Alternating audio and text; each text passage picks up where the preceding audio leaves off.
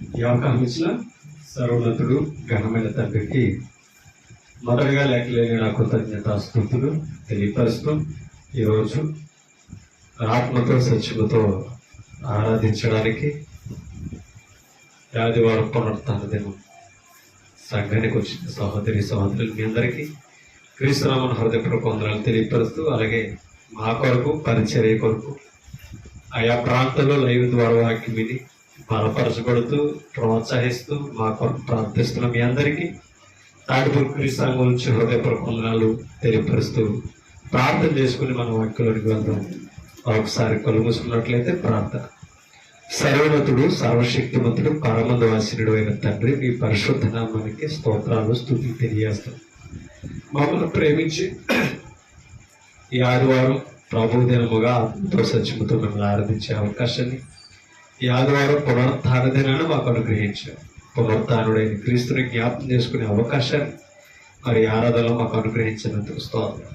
కూడి వచ్చిన స్థానిక సంఘ బిడ్డలు జ్ఞాపకం చేసుకుని మీ వాక్యాన్ని వినుచుడగా వినుబుద్ధిని గ్రహించే హృదయాలను ఆ వాక్య ప్రకారంగా నడుచుకునే ఆలోచన తలంపులు మాకు ప్రసాదిస్తారని, ఇంకా రావాల్సిన వారు త్వరగా నడిపించమని, ఆయా ప్రాంతాల్లో మీ వాక్యాన్ని వీక్షిస్తూ తండ్రి బలపరచబడుతూ తండ్రి మీ వాక్యంలో సరిచేయబడుతున్న ప్రతి ఒక్కరిని జ్ఞాపకం చేసుకోమని యేసుక్రీస్తు పరిశుద్ధ నామమును బట్టి ప్రార్థన అడుగుచున్నాము తండ్రి, ఆమేన్. విలువైన దేవుని సంగతులు పరిశుద్ధ గ్రంథం నుండి మనం నేర్చుకుంటాం. మరి మీరందరూ కూడా మనసు పెట్టాలని ప్రభు పేరట మిమ్మల్ని వేడుకుంటున్నాం. ఎందుకంటే వాక్యం ప్రతిదీ కూడా తేటతెల్లంగా మనకి వివరించేది, విషయపరిచేది. మనిషికి మరుగైనది వాక్యం కాదు. ఎందుకంటే మరుగై ఉన్న సంగతులే ఆయన బయలుపరిచినట్టుగా గ్రంథం మనకి తెలియపరుస్తుంది. ఒక మాట చదువుకొని మనం పాటలోనికి వెళదాం. మత్తయి సువార్త 13వ అధ్యాయం 13వ అధ్యాయం. ఆయన సువార్త ప్రారంభ దినాల్లో వెంబడిస్తున్న జన సమూహముతో శిష్యులతో ఆయన మాట్లాడుతున్న మాట ఇది. 13వ అధ్యాయము 34వ వచనం ఒకసారి చదువుతాం. నేను నా నోరు తెరచి ఉపమాన రీతిగా బోధించేతను. ఎవరు మాట్లాడుతున్నారు? యేసు ప్రభు. నేను అనడంటే యేసుక్రీస్తు మాట్లాడుతాను. నేను నా నోరు తెరచి ఉపమాన రీతిగా బోధించేది. అంటే ఉపమానం లేకుండా యేసుక్రీస్తు ఏది కూడా మాట్లాడతారు. ఎందుకంటే ఆయనతో వెంబడిస్తున్న వారు అందరికీ కూడా ఉపమానంతో ఆయన మాట్లాడారు. ఎందుకంటే ఉపమానాలు దేనికంటే పరలోక సంబంధమైన విషయాలు భూలోక సంబంధమైన విషయాలతో పోల్చని చెప్పాడు. మరి ఆ సంగతులు మీరు గ్రహించాలంటే పోలిక కావాలి. దాన్ని ఉపమానము, ఎగ్జాంపుల్ అన్నారనమాట. లోక విషయాలని పరలోక విషయాలతో ముడిపెట్టడం, ఆ విషయాలు తెలియపరచడానికి లోక విషయాలు ఆయన తీసుకున్నారు. ఉపమాన రీతిగా బోధించేదను. చూడండి, లోకము పుట్టినది మొదలుకొని మరుగు చేయబడిన సంగతులను తెలియజెప్పేదను. అంటే ఇప్పుడు ఈ ఉపమాన రీతిగా చెప్పే సంగతి ఎక్కడమాట? లోకం పుట్టినది మొదలుకొని మరుగు చేయబడ్డాయట కొన్ని సంగతులు. అవన్నీ మీకు ఏం చేస్తానని అంటున్నాడు? బయలుపరుస్తాను, తెలియజెప్పేదను.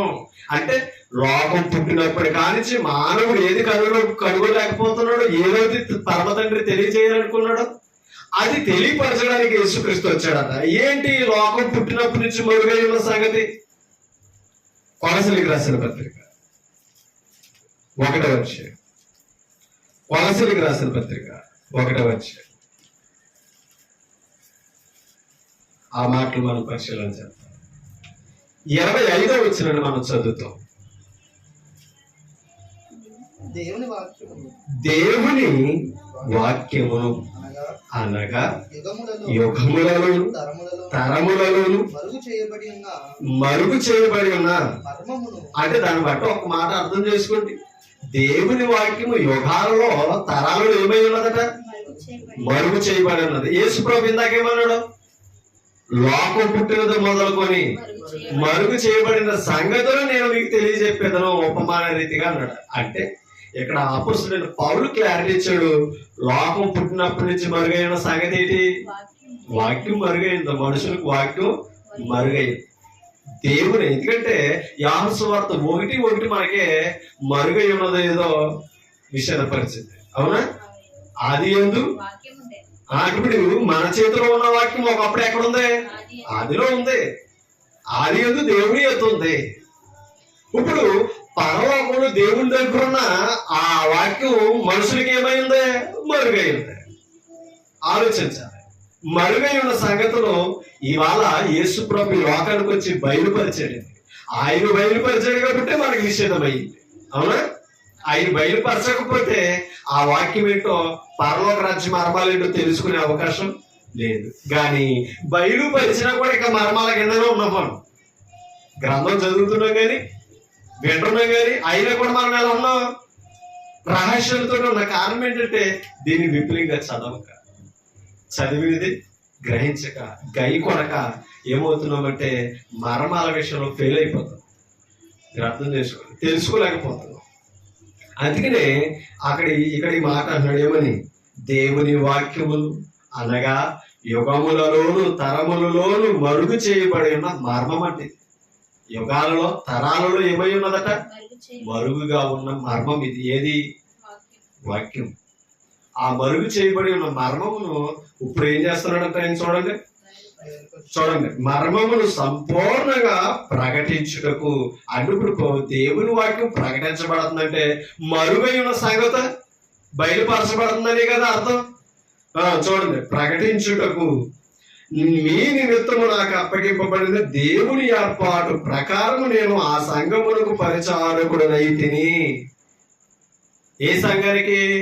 క్రీస్తు దేని కొరకు పాటలు పడ్డాడో, శ్రమలు పడ్డాడో ఆ సంఘానికి నేనేమయ్యాను? పరిచారకుడు అయ్యాను.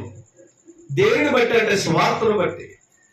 ఎప్పుడు సంగతులంటే ఇవి లోకం పుట్టినప్పుడు కానీ మరుగైన సంగతిని వాళ్ళు బయలుపరచబడే అవకాశం సంఘం ద్వారా దొరికిందనేసి పరిశుద్ధులతో మాట్లాడతారు. ఇందాక మనం చదివిన మత్తయి సువార్త 13 మరొకసారి అర్థం. ఎవరికి బయలుపరచబడుతుందో యేసు ప్రభువు తెలియపరిచాడు. చూడండి, ఆ ఉపమానంలో ఆ మరుగైన సంగతులు ఏంటో ఇంకా క్లారిటీగా ఇక్కడ చెప్తారు. తీసారా? 13వ అధ్యాయము ఒకసారి 11వ వచనాన్ని చదువుతాం. మత్తయి సువార్త. పరలోక అది ఇప్పుడు ఈ మర్మాలు ఏటివంట? పరలోక రాజ్యం. పరలోక రాజ్య మర్మములు ఎరుగుట మీకు అంటే ఎవరికి? ఆయనతో ఉన్న 12 మంది అపోస్తలుడు శిష్యులకే అనుగ్రహించబడుతుంది. ఎవరికి అనుగ్రహించబడలేదు? వాడంటే ఎవరు? ఆయన వెనక వస్తున్నారు చూసారా?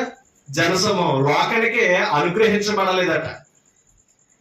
ఈ 12 మందికి ఆ ప్రత్యేకత ఉన్నదట.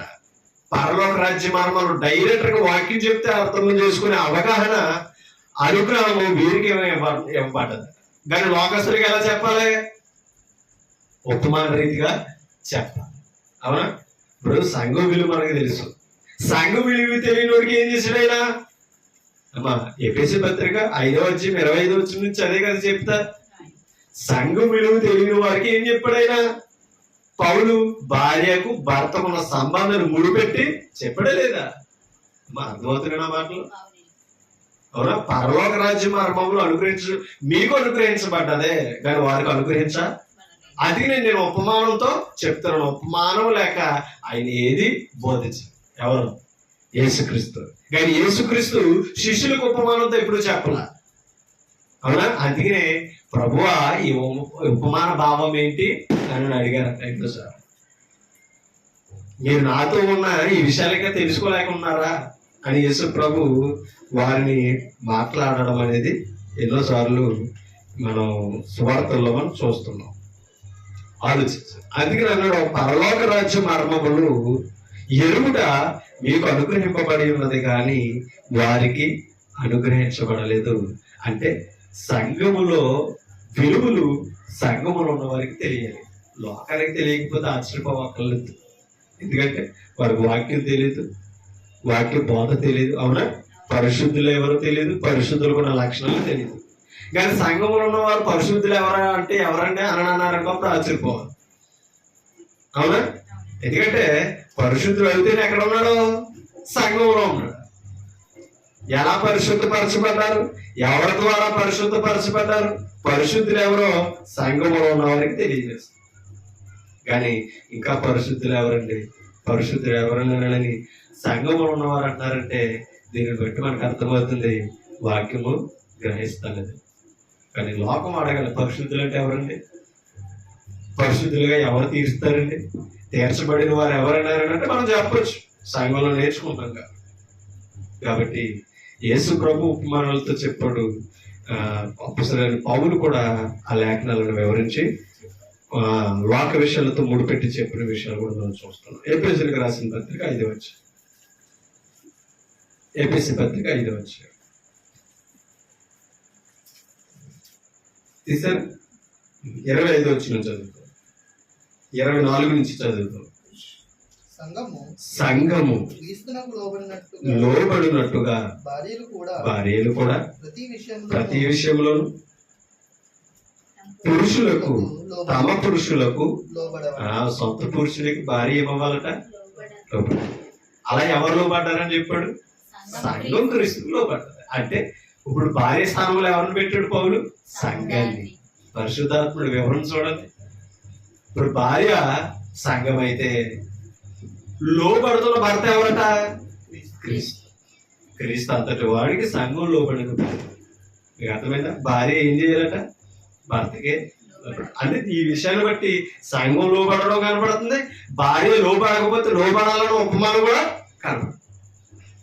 మనం అర్థం చేసుకోవాలి. అంటే సంఘం విలువలు అంత గొప్పగా, అంటే భార్య భర్తలకు ఉన్న అనుబంధం ఎంత గొప్పదో క్రీస్తుకి సంఘానికి ఉన్న అనుబంధాన్ని పరిశుద్ధాత్ముడు పరిశుద్ధులకు విపులంగా అపొస్తలుల ద్వారా విషదపరిచాడు. అంటే ఇవాళ క్రీస్తుకు సంఘానికి ఉన్న పవిత్రత సమాజానికి తెలియాలంటే, సంఘంలో ఉన్న వారికి తెలియాలంటే భార్యకు భర్తకున్న విలువలు మొదట తెలియాలి. వారు ఎంత పవిత్రులో, వారి ఎంత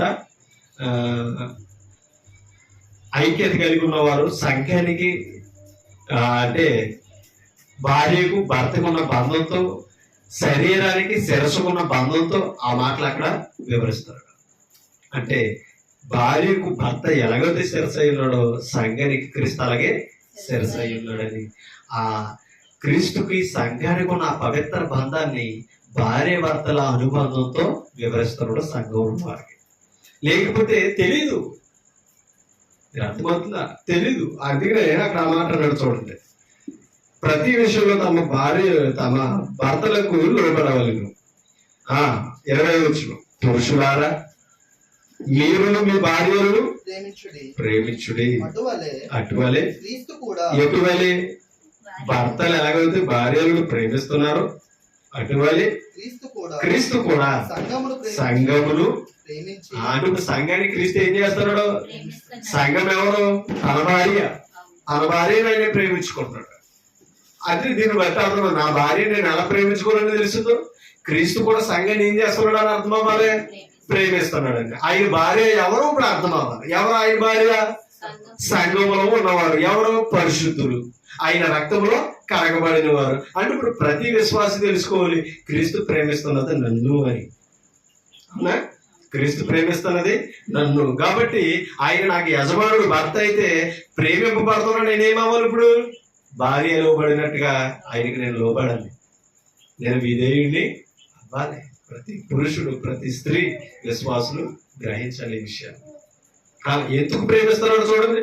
ప్రేమించి అది కలంకమైన, ఏది? లోబడుతున్న సంఘం అది కలంకమైన ముడతైనను అట్టిది మరి ఏదైనా లేక చూడండి, పరిశుద్ధమైనది గాను నిర్దోషమైనది గాను మహిమ గల సంఘము గాను ఆయన తన ఎదుట దేనిని? తన భార్యను, అంటే సంఘాన్ని అలా నిలబెట్టుకోవాలనుకున్నాడు. అంటే అలాగా అక్కడ చెప్పుడు మనం మర్చిపోకూడదు. కలంకం ఉండకూడదు, ముడతం ఉండకూడదు, పరిశుద్ధం కలిగి ఉండాలి, నిర్దోషంగా ఉండాలి. అంటే క్రీస్తు దోషారోపణ చేసేలా ఉండకూడదు, కలంకం అసలే ఉండకూడదు. మహిమ గల అంటే క్రీస్తుకి ఎంత మహిమ ఉందో అంత మహిమ సంఘం కలిగి ఉండాలి లోకంలో. ఈ సంఘానికి మహిమ ఉంటేనే సంఘం ఎవరికి ఇవ్వగలదో శిరస్సు కూడా క్రీస్తుకి ఇవ్వగలదు. క్రీస్తు ఎవరికి ఇవ్వగలడు మహిమ? తండ్రి దేవునికి ఇవ్వగలడు. కాబట్టి పరిశుద్ధులు క్రీస్తు ద్వారా వాక్యం ద్వారా అనుభవిస్తున్న మహిమను కాపాడుకోవాలి. మనం అర్థం చేసుకోవాలి. అవునా? ఆ మహిమను కాపాడుకోవాలి. మా అతికినే రోమపత్రిక 3:23 మాట ఉన్నది. ఏ భేదము లేదు, అందరూ పాపం చేసి అది దేవుడు మనుషుడికి ఒక మహిమ ఇచ్చాడనే కదా అర్థం. అది పోగొట్టుకున్నారట. ఇప్పుడు ఆ మహిమను అనుగ్రహించాలనుకున్నాడట తండ్రి అయిన దేవుడు. మహిమ వస్త్రం పోయింది కాబట్టి వాళ్ళు ఏం చేశారు? ఆదామవులు ఏం చేశారు? చెట్టు చోటుకెళ్ళి ఆకులను కచ్చడాలుగా కట్టుకొని తమ దిశబలుడు కప్పుకొని సిగ్గుపడి రాలేకపోయారు దేవుని ముందుకి. ఓకేనా? అంటే దీన్ని బట్టి అర్థమవుతుంది మహిమ అనేది ఆనాడు ఆదామవులకి దేవుడు ఏం చేశాడు తెలుసా? వస్త్రాలుగా ఇచ్చాడు. ఆ వస్త్రాలను ఎవరు పోగొట్టారు తెలుసా? అపవాది పోగొట్టారు. అర్థం చేసుకోండి. మరలా తండ్రి దేవుడు ఎంత గొప్పవాడంటే అవి స్థిరమైనవి కాదని వారి కొరకు ఒక జంతువుని బలినిచ్చి చర్మపు చొక్కాయలని కుట్టించాడు. అవునా? అది కంటే 3 మనకు తెలుసు. చర్మపు చొక్కాయ అంటే ఒక్క మాట. అలా దిశబలుడు కప్పుకోవడానికి అమ్మ వినాలి. తమ దిశబలుడు కప్పుకోవడానికి దేవుని ముందు దిగంబరులుగా ఉండకుండా ఉండడం కొరకు ఏంటది అర్థమవుతుంది. దేవుని ముందు దిగంబరులుగా ఉండకుండా ఉండడం కొరకు ఆయన ఏం చేశాడు తెలుసా? చర్మపు వస్త్రాలను కుట్టించాడు. ఒక్క మాట. ఇప్పుడు వారికి వస్త్రం రావడానికి ఎవరు బలయ్యారు? జంతు బలయ్యింది. ఇప్పుడు మనకిస్తున్న వస్త్రాలు ఏవి? అవునా? మహిమ వస్త్రాలు మనకిచ్చాడు. అర్థం చేసుకోండి. ఆ మహిమ వస్త్రాలు మనకి ఎవడో కొరకు ఎక్కడో ఒకరు బలయ్యారు. క్రీస్తు బలియాగం. ఓకేనా? అంటే ఇప్పుడు ఆత్మీయమైన దిశములతో ఆయన ముందు నిలబడకుండా వస్త్రహీనులుగా ఉండకుండా ఆనాడు ఆదాము అవ్వలు ఏదైతే పోగొట్టుకున్నారో దాన్ని ఇప్పుడు క్రీస్తు బలియాగం ద్వారా మనకి ఇచ్చాడే లేదా? అంటే అక్కడ బలి ఎవరిని సూచిస్తుంది తెలుసా? క్రీస్తుని సూచిస్తుంది. అక్కడ ఉన్న చర్మపు చొక్కాయలు ఎవరిని సూచిస్తున్నాయి? మహిమ వస్త్రాలను సూచిస్తున్నాయి. ఆదాము అవ్వలు ఆనాడు ఆ స్థానంలో ఉన్నారు, ఇవాళ లోకమంతా ఆ స్థానంలోనే ఉన్నారు. ఆదామును పోలి అందరూ ఏం చేస్తున్నారు? 12 చెప్పాడు కదా, 5:12 రోమపత్రిక. ఆదామును పోలి అందరూ పాపం చేస్తున్నారు. అవునా? అందరి మీద మరణం వెళ్తుంది. దాని నుంచి తప్పించడానికి మరలా మహిమని ఇవ్వడానికి చూడండి 2 కొరింథీ పత్రిక 4:4. 2 కొరింథీ 4:4. ఎవరి స్వరూపం అంట? దేవుని స్వరూపి అయ్యున్న. అంటే ఇప్పుడు క్రీస్తు ఎవరి స్వరూపి చెప్పండి అని దీనిని బట్టి అర్థం. క్రీస్తు ఎవరు? దేవుడు. ఓకేనా? క్రీస్తు ఎవరి స్వరూపి? అదే క్రీస్తు భూమి మీద ఉన్నప్పుడు యూదులతో మాట్లాడాడు, నన్ను చూసిన వాడు తండ్రిని చూసినట్టే. తోమతో కూడా మాట అన్నాడు కదా కదా తోమతో ఫిలిప్పుతో మాట్లాడాడు. తండ్రిని మాకు కనపరచమని 14 అడుగుతాడు యోహాను సువార్త. ఎవరో? ఫిలిప్పు. తండ్రిని మాకు కనపరచమని అంటే నేను ఇంతకాలం మీతో నివసిస్తున్నా నన్ను గుర్తించలేదా, గ్రహించలేదా అని యేసు ప్రభు చెబుతూ నన్ను చూసిన వాడు నన్ను పంపిన తండ్రిని చూసినట్టే. అంటే అర్థం ఏంటంటే దేవునికి వేరుగా క్రీస్తు లేడు, క్రీస్తుకు వేరుగా తండ్రి లేడు. క్రీస్తు ఏ రూపంలో ఉన్నాడో తండ్రి ఆ రూపంలోనే. అంటే ఇప్పుడు క్రీస్తును చూడగలిగితే మనం ఎవరిని చూడొచ్చు? అంటే ఇప్పుడు మనం ఎవరి స్వరూపంలోకి మార్చబడాలి? క్రీస్తు స్వరూపంలోనికి. అందుకని క్రీస్తు స్వరూపి మీ యందు ఏర్పడే వరకు మేము ఈ సువార్తకు పరిచారకులమై ఉన్నామని పౌలు మాట్లాడతారు. అంటే క్రీస్తు స్వరూపం మన యందు ఏర్పడాలి. క్రీస్తు స్వరూపం ఏంటి? దేవుని స్వరూపము. ఓకేనా? ఇప్పుడు క్రీస్తు స్వరూపం అంటే క్రీస్తు స్వరూపం మనలో ఏర్పడుతుందంటే ఎవరి రూపం? అది దేవుని స్వరూపం. అంటే ఇప్పుడు క్రీస్తే దేవుడు అయ్యాడంటే క్రీస్తు ద్వారా మనం కూడా ఏమవ్వాలి? దైవములు అవ్వాలి. అదే కదా యోహాను సువార్త 8వ అధ్యాయంలో చెప్పాడైనా పదార్థంలో మీరు దైవములని కీర్తనలో నేను అనలేదా అనే యూదులతో జ్ఞాపకం చేశాడు. అంటే వాక్యం ఎవరికి వచ్చినో వారెవరట? దైవాలు. ఎందుకంటే ఆ వాక్యమే దేవుడు అయ్యి ఉండేను. ఇప్పుడు వాక్యం వచ్చిన వారు ఏమవ్వాలి? దేవుళ్ళు అవ్వాలి. అవునా? మనం దేవుళ్ళు చేయడానికి దేవుడు దిగొచ్చాడు. కానీ మనం దేవుని దగ్గర ఉంటూ దెయ్యపు లక్షణాలతో ఉన్నాం. కారణం ఏంటి తెలుసా? దైవాలుగా మార్చే వాక్యం వదిలేస్తున్నాం. అది దైవాలుగా మార్చే వాక్యాన్ని వదిలేస్తున్నాం. దైవ రూపాన్ని తెలియపరిచింది, దైవంగా మార్చగలిగినది వాక్యం ఒకటే. అది చెప్పుడు ఇక్కడ. దేవుని స్వరూపి అయి ఉన్న, చూడండి, దేవుని స్వరూపి అయి ఉన్న క్రీస్తు మహిమను అంటే ఇప్పుడు క్రీస్తు కూడా ఏముంది? స్వరూపం ఉంది, మహిమ ఉంది. దాన్ని కనపరుస్తుందట. ఏది? సువార్త ప్రకాశం. సువార్త ప్రకాశం. ఇప్పుడు సువార్త ప్రకాశిస్తుంటేనంట, ప్రకాశించడం అంటే అర్థం ఏంటి? ప్రవేశించడం, ఆ ప్రాంతానికి వెళ్ళడం. ఓకేనా? ఇప్పుడు ఇక్కడికి వచ్చింది సువార్త, ఇక్కడ ఏమవ్వాలి?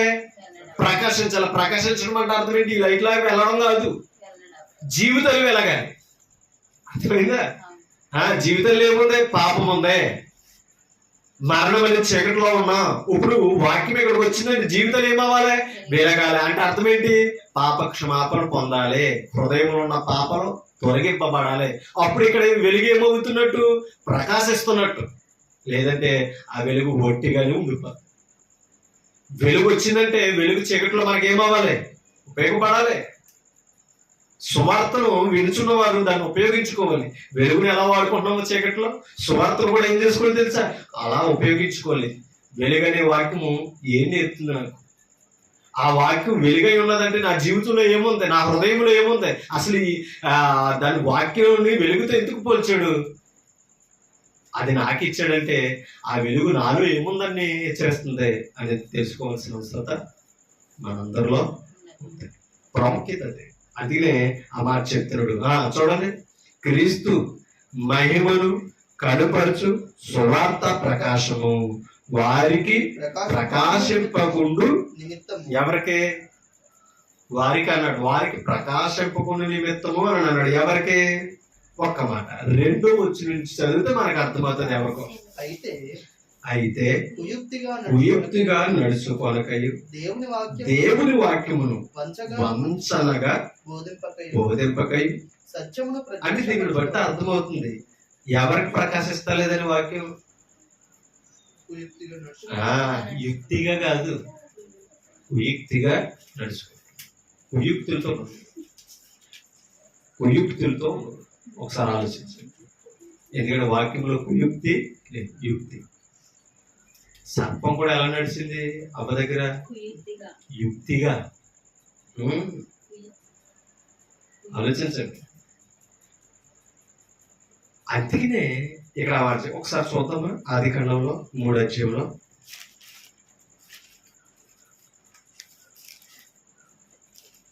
ఏమని లెక్కింపబడ్డది అక్కడ కనపడ. 3వ అధ్యాయం మొదటి వచ్చిన ఆది ఖండం. దేవుడైన యెహోవా చేసిన సమస్త భూజంతువుల సర్పము యుక్తి గలదై ఉన్నదా, కుయుక్తి గలదై ఉన్నదా? అంటే కుయుక్తిలోనికి నడిపించడానికి, అంటే దేవుని దాటి నడిపించడం వరకు యుక్తిగా నడిచింది. ఓకేనా? ఇప్పుడు సువార్తను పట్టుకున్న మనం దేవుని దగ్గర ఎలా ఉండాలి? కుయుక్తులతో కాదు, యుక్తిగా ఉండాలి. అంటే యుక్తి వేరు, కుయుక్తి వేరు. యుక్తులు ఉపయోగించుకుని కుయుక్తులకు లాగింది ఎవరో? అపవాది. ఇప్పుడు వాక్యం మనల్ని ఏం చేస్తుంది? కుయుక్తుల నుంచి తప్పిస్తుంది.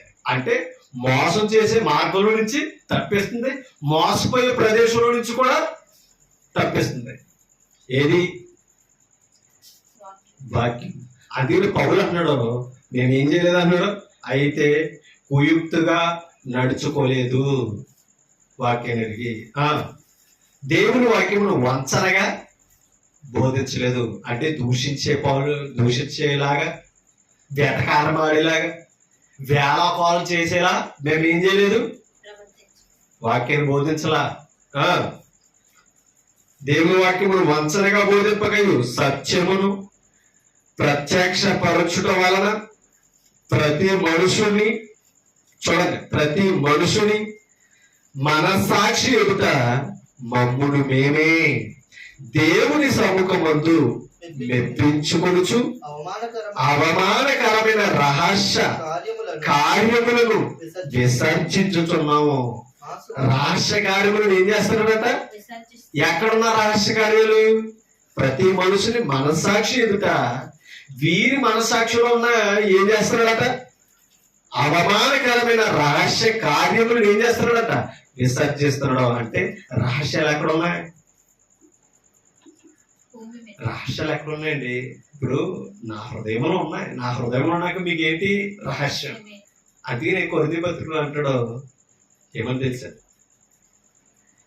మనుషుని సంగతులు తనలో ఉన్న ఆత్మకే గాని మరి ఎవరికనే తెలియవు. దేవుని సంగతులు దేవుని ఆత్మకే గాని మరి ఎవరికైనా తెలియని మొదటి కొద్ది పత్రికలో 2వ అధ్యాయంలో మాట్లాడతారు. అంటే దీన్ని బట్టి మనకు ఒక మాట అర్థమవుతుంది. నా హృదయ రహస్యాలు మీకు అర్థం కావు, మీ హృదయ రహస్యాలు నాకు అర్థం కావు. కానీ మీ హృదయాన్ని, నా హృదయాన్ని, రహస్యాలను బయట పెట్టగలిగిన వాడెవరు? ఎందుకని? హృదయం ఆయనకు మరుగైనది కాదు, రహస్యాలు ఆయనకి అసలే లేవు. ఓకేనా? అందుకే ఇక్కడ అంటున్నాడు, మా అవమానకరమైన రహస్య కార్యములను ఏం చేస్తున్నారట? విసర్జిస్తున్నారు. దేనిని బట్టి? దేనిని బట్టి? వాక్యమును. అంటే అంధకార రహస్యాలను మనకు బయలుపరిచి ఏం చేస్తున్నారు తెలుసా? బయలుపరిచి ఏం చేస్తుంది తెలుసా? మనకి విసర్జించుకునే అవకాశం ఇస్తుంది. అది కాబట్టి వాళ్ళ సంఘానికి వచ్చి వాక్యం అంటున్నాం ఏం చేసుకోవాలి తెలుసా? మనం విడిచిపెట్టాలి. కాయం కలుగుతుంది, నొప్పి కలుగుతుంది. అమ్మ, బైబిల్లో ఒక మాట ఉంది, నిజమైన స్నేహితుడంట మేలు కోరి గాయము చేయి. అంటే గాయం అవుతుంది, దాని వెనకాల ఏముందంట? ఇప్పుడు నిజమైన స్నేహితుడు ఎవరో యోహాను సువార్త 15వ అధ్యాయంలో యేసు ప్రభు నేను మీకు నిజమైన స్నేహితుడు అని చెప్పాడు. ఆయన బోధ మనల్ని గాయపరిచినాడు. ఏముంది మనకి? మేలు, పాపం నుంచి, మరణం నుంచి తప్పించుకునేంత మేలు ఉంది, జీవ పునరుత్థానానికి వెళ్ళే మేలు ఉంది. ఆయన మంచి స్నేహితుడు. మనల్ని గాయపరిచిన ఏం చేస్తున్నాడు? ఆయన మేలే చేస్తున్నాడు. కానీ మనం ఏం చేస్తున్నాం? జరుగుతున్న మాట బాధని, గాయాన్ని చూస్తున్నాం తప్ప దాని వెనకాల రాబోయే మేలు చూస్తాను. అది మనం అర్థం చేసుకోవాలి. అందుకని ఇక్కడ ఆ మాట చెప్తున్నాడు. ఏమని చూడండి, అవమానకరమైన రహస్యములను విసర్జించుచున్నాము. 3వ వచనం, మా సువార్త. మా సువార్త ఎవరిదన్నాడు ఇందాక? దేవుని వాక్యము. ఓకేనా? మా సువార్త మరుగు చేయబడిన ఎడల ఏమవుతుందట? సువార్త ఏమవుతుంది? మరుగు చేయబడుతుంది. కానీ సువార్త ఏమవ్వాలి? వెల్లడవ్వాలి, బయలుపడాలి. అవునా? బయలుపడాలి. మా సువార్త మరుగు చేయబడిన ఎడల నశించుచున్న వారి విషయంలోనే మరుగు చేయబడి ఉన్నదో. ఎంత గొప్ప విషయమో చూడాలి. వీరు చెప్పే వాక్యం ఎక్కడ మరుగై ఉన్నదట? నశించుచున్న వారికి మరుగు, తప్ప రక్షింపబడే వారికి. అంటే ఇంకొకటి, ప్రకాశిస్తలేదా? నశించే వారి దగ్గర ప్రకాశిస్తలేదా? ప్రకాశిస్తుంది. కానీ వారు వంచకులు. అవునా? కుయుక్తి కలిగిన వారు, దేవుని వాక్యానికి మనసాక్షినిచ్చి మార్పు చెందేవారు. ఆ విషయంలోనే అలాంటి వారి దగ్గర సువార్త మరుగుగా ఉంది. అంటే సువార్తకి వారు హృదయాలు మరుగు చేసుకున్నారు తప్పిన సువార్త ఎక్కడ మరుగుగా లేదు, బయలుపడితేనే ఉంది. ఇప్పుడు 4వ వచనం స్టార్ట్ చేస్తున్నాడు. ఏమని? దేవుని స్వరూపి అయి ఉన్న క్రీస్తు మహిమను కనపరచు సువార్త. మీకు అర్థమవుతుందా? వాళ్ళ దగ్గర కూడా ప్రకాశిస్తుంది, కానీ ఆ సువార్తను గుర్తిస్తలేదు కాబట్టి మహిమ అర్థం కావడాల. క్రీస్తు ఎవరో, ఏ రూపో, ఏ స్వరూపమో అర్థం కావడాల. క్రీస్తు ఇంకా మనుషుడే అంటున్నారు. అర్థమవుతా? క్రీస్తు మనుషుడే, మానవ స్వరూపే, శరీరంతో వచ్చాడు. రుజువులు కాదని బైబిల్ అక్కడ చెప్పలేదే. శరీరాన్ని దాల్చుకుని వచ్చాడు. ఆయన శరీరుడు కాదు. అర్థం చేసుకోలేదు. ఆయన ఆత్మస్వరూపుడు, దేవుని స్వరూపి, దేవుడు రూపం కలిగిన వారు. అంటే అర్థం ఏంటి? ఈయన దేవుడు కాదని కాదు అర్థం. ఆయనకి ఏ రూపం ఉందో ఈయనకి ఆ రూపం. ఆయనకి ఏ లక్షణాలు ఉన్నాయో క్రీస్తుకి ఆ లక్షణాలు. అందుకనే నా తండ్రి నేను ఏకమై మనుషుడు అవుతూ దేవుడితో ఎలా ఏకమవుతాడు? అర్థం చేసుకోవాలి. అందుకని అక్కడ ఆ మాటలు చెప్తున్నాడు. క్రీస్తు మహిమను కనపరచు సువార్త ప్రకాశము వారికి ప్రకాశింపకుండు. ఎవరికి? పైనుంచి చదువుని చూసారా? ఆ అంధకార రాష్ట్రాలను ఎవరైతే విసర్జించలేదు, వంచనగా కుయుక్తుగా ఎవరైతే ఇంకా వాక్యంలో నడుచుకుంటున్నారో వారికే సువార్త మరుగుగా ఉంది. వారికే ఆ మహిమ ఏమవుతలేదు, ప్రకాశిస్తా. ఆ ప్రకాశింపకుండా నిమిత్తము ఈ యుగ సంబంధమైన దేవత ఎవరావిడి? యుగ సంబంధమైన దేవత ఎవరో? అపవాది, దుష్టుడు, సాతాను, దెయ్యం. ఓకేనా? దేవత అవిశ్వాసులైన వారి మనోనేత్రములకు గుర్తితనం గ్రహించే నేత్రాలు లేవట. ఎందుకంటే జ్ఞానులకు కన్నులు ఎక్కడ ఉంటాయన్నాడు? తలలో ఉంటాయి. ఇదే మనోనేత్రం. ఇది తెరవాలి. మా బ్రెయిన్ వాడరా, బుర్ర ఉపయోగించాలంటారు చూసారా? దాన్ని ఉపయోగించడం కూడా చేస్తుంది ఈ దేవత, అపవాది.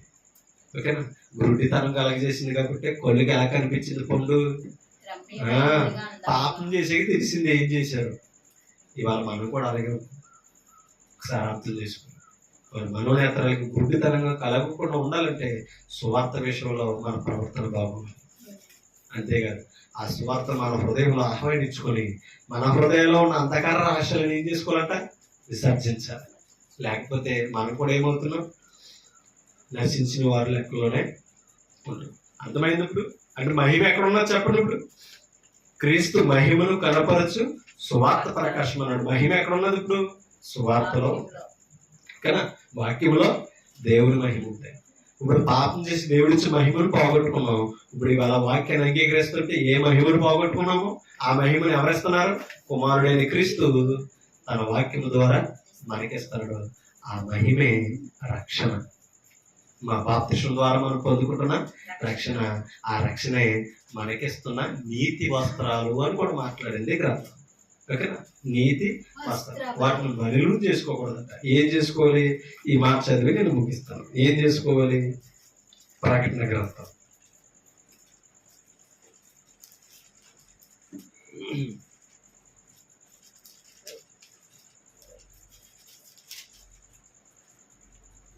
తీసారు? 19వ అధ్యాయము ప్రకటన గ్రంథం 13వ వచనం.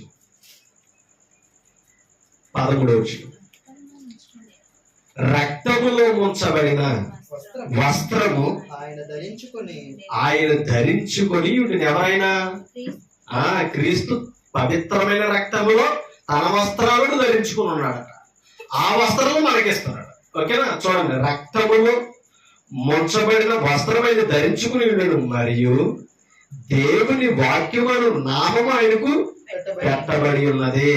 కింద చదువుతాం. పరలోకమందున్న సేనలు శుభ్రమైన తెల్లని నారబట్టలు ధరించుకుని తెల్లని గుర్రములు నెక్కి ఆయనను వెంబడించుచున్నారు. ఎవరంటే పరిశుద్ధులు.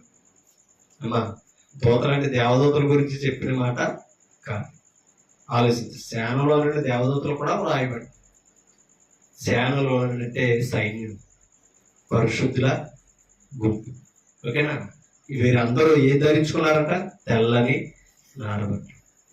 ఆలోచించండి. అంటే పరిశుద్ధ వస్త్రాల గురించి, క్రీస్తు రక్తంలో కలగబడిన వస్త్రాల గురించి చెప్పాడు తప్ప కానీ మనం ఏదో కొడుకు తెచ్చుకున్న పట్టు తెలుపు కానీ ఖర్చు తెలుపు కానీ అవునే కదా ఈ బట్టల గురించి తిని వల్ల ఈ వస్త్రం వీళ్ళు తెలియక తెల్ల బట్టలు వేసుకుంటున్నారు. ఆదివారం అవునే కదా. ఒక మాట, ఆ బట్టలు వేసుకుంటే మనం పరిశుద్ధులం అయిపోతే, అవునా? నీతి వస్త్రాలు అయితే మరి ప్రపంచంలో ఇంకా అంతకంటే ఖరీదైన తెల్ల బట్టలు వేసుకుంటున్నారు కదా రాజకీయవేత్తలు, గొప్ప గొప్ప వారు. మరి మనకంటే ముందు ఎవరు పరిశుద్ధులు అవ్వాలి? అంతే కదండి. కాబట్టి పరిశుద్ధత అనేది వస్త్రంలో లేదు. అంటే ధరించుకునే దానిని బట్టి వస్త్రంతో పోల్చాడు. ఓకేనా? అది యోగు గారు అంటారు, నేను నీతిని వస్త్రముగా ధరించాను, అది నన్ను ధరించాను అని అంటాడు యోగు గారు. అంటే నీతిని ధరించుకోవాలంట. ఆ నీతిని ఎలా ఇచ్చాడని తెలుసా? వస్త్రం. ఇప్పుడు ఈ దేహం కనపడకుండా ఉండడం వరకు మనం ఏం చేస్తాం? వస్త్రాన్ని ధరించాం. ఇది అన్ని ధరించింది. ఇప్పుడు ధరించిన అన్ని ఏం చేస్తుంది? అసహ్యంగా కనపడకుండా చూస్తుంది. అలాగే నీతి అనే దానిని వస్త్రంతో ఎందుకు పోల్చాడు? నీతిని కలిగి ఉండాలి. మన అవయవాల్లో ఉండాలి, అది ధరించాలి. ఈ నీతి దేవుని ముందు దిగంబరత్వం లేకుండా చేస్తుంది. ఇంకొక మాట చదివి నేను ముగించేస్తాను. ఇదే ప్రకటన.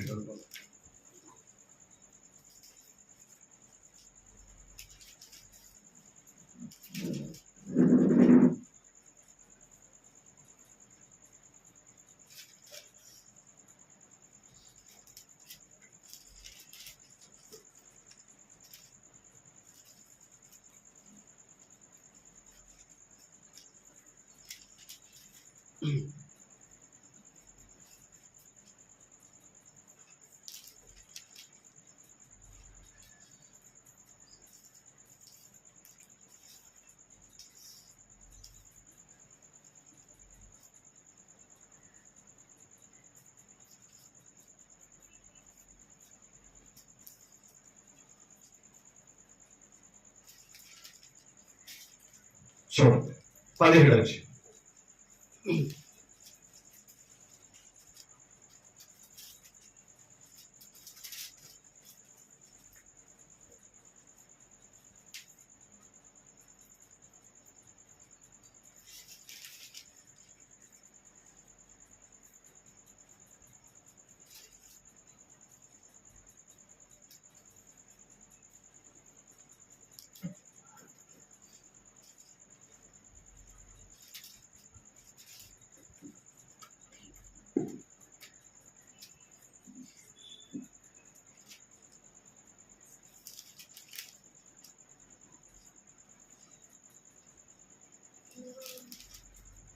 క్షమించడం 19 వచ్చేది. 19 వచ్చి 19 వచ్చేమి 7వ వచనం ఒకసారి చదువు. అప్పుడు గొప్ప జన సమూహపు శబ్దమును విస్తారమైన జలముల శబ్దమును బలమైన ఉరుముల శబ్దమును పోలిన ఒక స్వరము సర్వాధికారియగు ప్రభువునకు మన దేవుడు ఏలుచున్నాడు. ఆయనను స్తుతించుడి. చూడండి, గొర్రెపిల్ల వివాహోత్సవ సమయము వచ్చినది. ఆయన ఎవరి భార్య? ఆయన అంటే ఎవరో? క్రీస్తు. ఆయన భార్య తన్ను తాను ఎక్కడ? పరలోకంలో. ఓకేనా? సిద్ధపరుచుకుని ఉన్నది గనుక మనము సంతోషపడి ఉత్సహించి ఆయనను మహిమపరిచేదమని చెప్పగా ఎక్కడట? పరలోకంలో సిద్ధపరుచుకుంటుందట. ఎవరో? సంఘం. అక్కడ సిద్ధపడి వచ్చిందట. ఇప్పుడు యోహాను గారు చెప్తున్నారు 21వ అధ్యాయం మొదటి వచనం 2వ వచనం చదవండి. మరియు నేను నూతనమైన యెరూషలేము అను ఆ పరిశుద్ధ పట్టణము తన భర్త కొరకు అలంకరింపబడిన పెండ్లి కుమార్తె వలె సిద్ధపడి పరలోకమందున్న దేవుని యొద్ద నుండి అది ఎక్కడ సిద్ధపడ్డదే? సంఘం పరలోకంలో. ఇప్పుడు పరలోకంలో సిద్ధపడి భూమి మీదకి వచ్చింది, మనల్ని సిద్ధపరిచి తీసుకెళ్ళాలి. ఓకేనా? అందుకని మనం పరిశుద్ధులుగా తీర్చబడాలి, పరిశుద్ధుల క్రియలు ధరించాలట. మనతో కూడా అలంకరించుకున్నదట. చూడండి, అక్కడ మాట అన్నాడు. ఇప్పుడు ఇదిగో దేవుని నివాసము మనుషులతో కూడా ఉన్నది. ఎప్పుడు? ఆ పరలోక రాజ్యము ఈ భూమి మీదకి వచ్చిన తర్వాత ఇప్పుడు దేవుని నివాసం భూమి మీద సంఘము ద్వారా, ఆ రాజ్యము ద్వారా ఏర్పడింది. మనుషులతో కూడా. కానీ రాజుల గ్రంథంలో ఏమంటాడు తెలుసా? దేవుడు నిశ్చయముగా మనుషులతో నివాసము భూమి యందు చేయునా, నేను కట్టిన ఈ మందిరము ఆయనకు పట్టునా అని మాట్లాడాడు. కానీ ఇక్కడ దేవుని నివాసం భూమి మీద మనుషులతో ఉన్నదని చెప్తున్నాడు. ఎలాగంటే సంఘము ద్వారా. మనుషులతో కూడా ఉన్నది. ఆయన వారితో కాపురము ఉండును, వారైన ప్రజలయుడు, దేవుడు తానే వారి దేవుడైంది.